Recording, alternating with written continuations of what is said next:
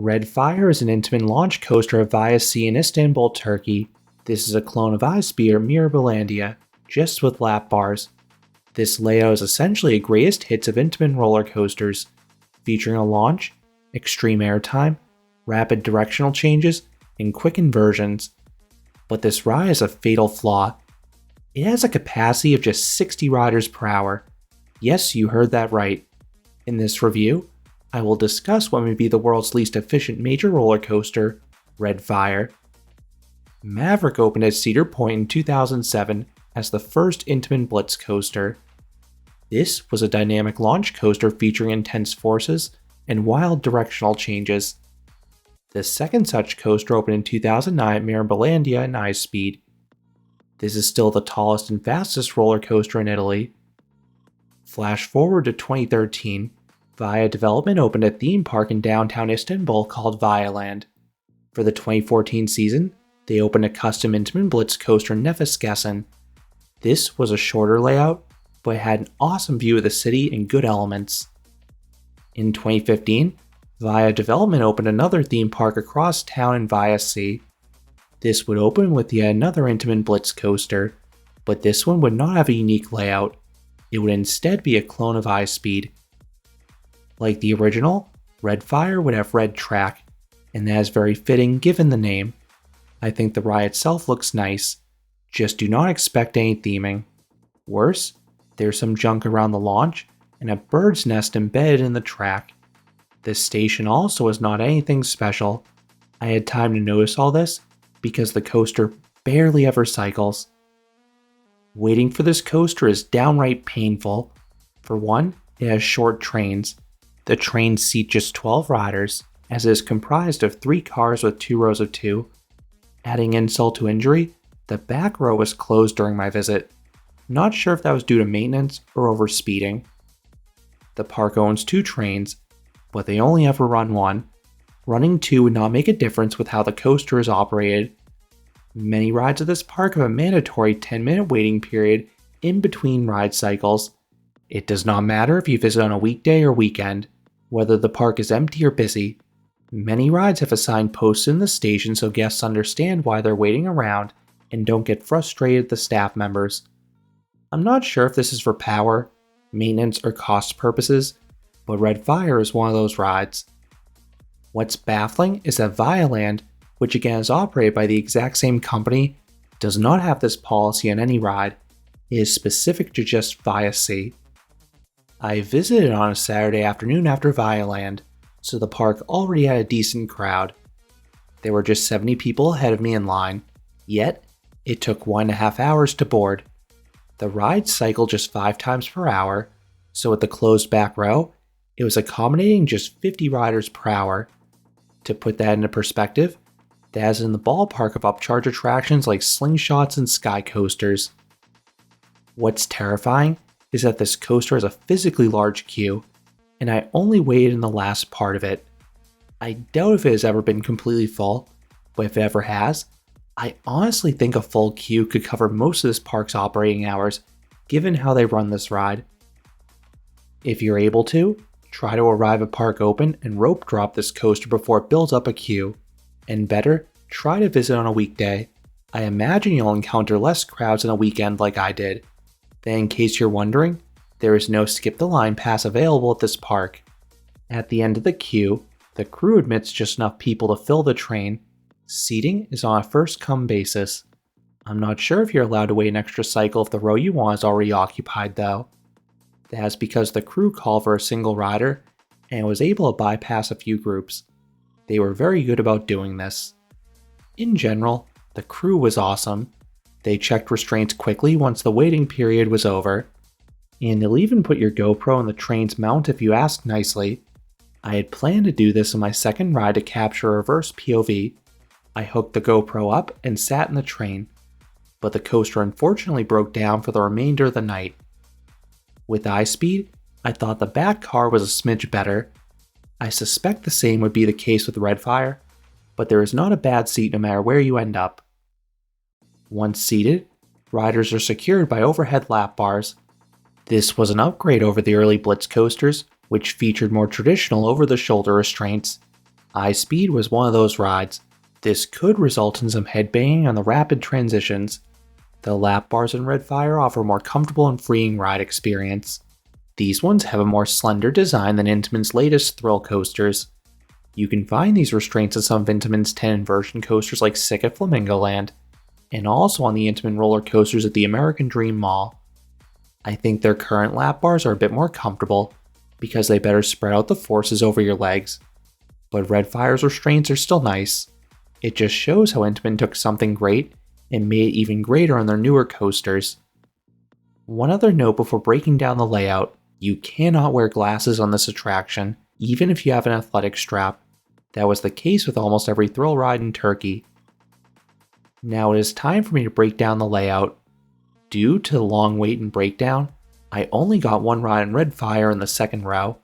That being said, I have ridden iSpeed nearly a dozen times in every row, so I have a good overall feel for the layout. But there are some differences between them that I'll note in the review. Let's start with the launch. On Redfire, you pause for a few seconds after departing the station. This builds suspense. You then roll forwards ever so slightly before taking off, but you're more or less launching from a dead stop. On iSpeed, you roll straight into the launch with a countdown, so Redfire has a better initial kick to it. Both coasters accelerate you to 68 miles per hour or 110 kilometers per hour. Redfire does this in 2.5 seconds, while iSpeed does it a hair faster in 2.2 seconds. That being said, I still prefer Redfire's launch overall because the initial takeoff is quite good for an LSM launch. It has nice power and plenty of speed. Next is the ride's tallest element, a top hat. This stands 180 feet or 55 meters tall. You crawl over the one in Redfire. You traverse the one in iSpeed noticeably faster. That being said, both coasters offered comparable airtime in the front car. I got great ejector over the top, and then floater on the descent. At least in iSpeed, the sensations were reversed, as you float over the apex and then get immense ejector airtime in the descent. I suspect the airtime is a bit gentler in Redfire given the lesser speed, but it should still be very strong. And because of ViaSea's location, you get a sweet view of the water. This element feels similar to the top hat and accelerator at Knott's Berry Farm, or Stealth at Thorpe Park if you've ridden those coasters. The drop dives beneath a future turnaround and the launch track, so you get 2 thrilling head choppers. You then glide over a camelback, similar to ones found on their hypercoasters. This offers good sustained ejector. Both iSpeed and Redfire have a trim brake at the apex. I don't really recall noticing it on iSpeed, but I definitely felt it on Redfire.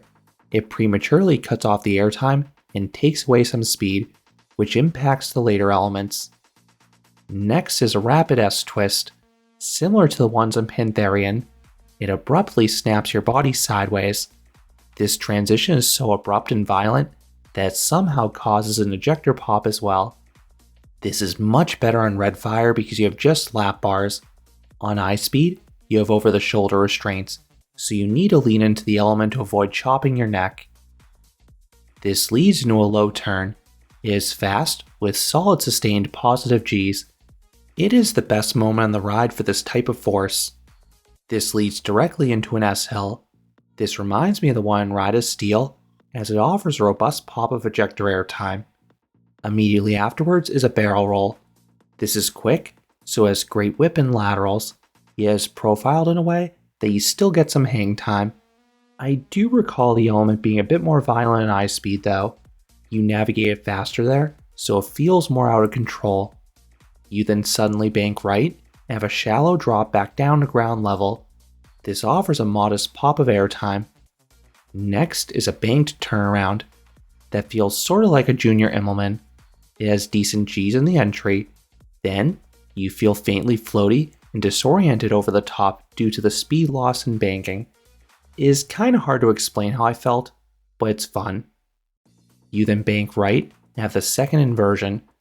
The roller coaster database lists this as a corkscrew in Redfire and an inline twist in iSpeed, but they look identical to me. It feels similar to the first inversion. It is a tad less whippy, but the results in a bit more hang time. It is another excellent inversion. You then bank right into a mid-course brake run. Everything up to this point has been fast-paced and action-packed. It is exactly what you want from a Blitz coaster. But the coaster is essentially over once you hit the mid-course. The finale is quite weak. After losing some speed, you meekly twist left and traverse a small bunny hill. You have too little speed to get any airtime on Redfire. You do get some floater on iSpeed at least. The train then navigates a pedestrian leftwards turn. You then hit the brakes and park back in the station, ending the 3,215 foot or 980 meter long coaster. That has a nice overall length, especially for a single launch coaster.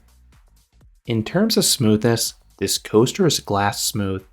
It tracks similarly well to iSpeed, but you can enjoy the directional changes more in Redfire because the lap bars prevent any headbanging. What would I rate Redfire? I would give this coaster a 9 out of 10. This is a fantastic ride. As I noted at the start, it is the greatest hits of Intamin. You have a nice LSM launch, some very strong airtime hills, rapid directional changes, and 2 wild inversions. And these all occur in quick succession. I just wish the coaster went full throttle the whole way through, instead of letting its foot off the gas for the final few elements.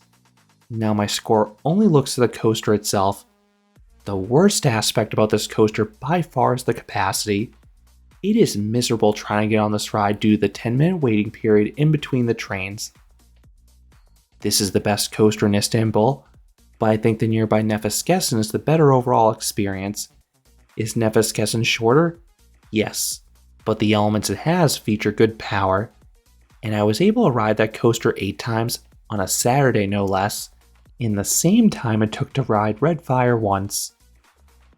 Is this better than iSpeed? I think most coaster enthusiasts universally prefer Redfire due to the lap bar restraints. However, I slightly prefer iSpeed because that coaster runs faster. I learned how to avoid neck chopping by leaning into the elements after a few rides. But both are wonderful rides that are well worth checking out.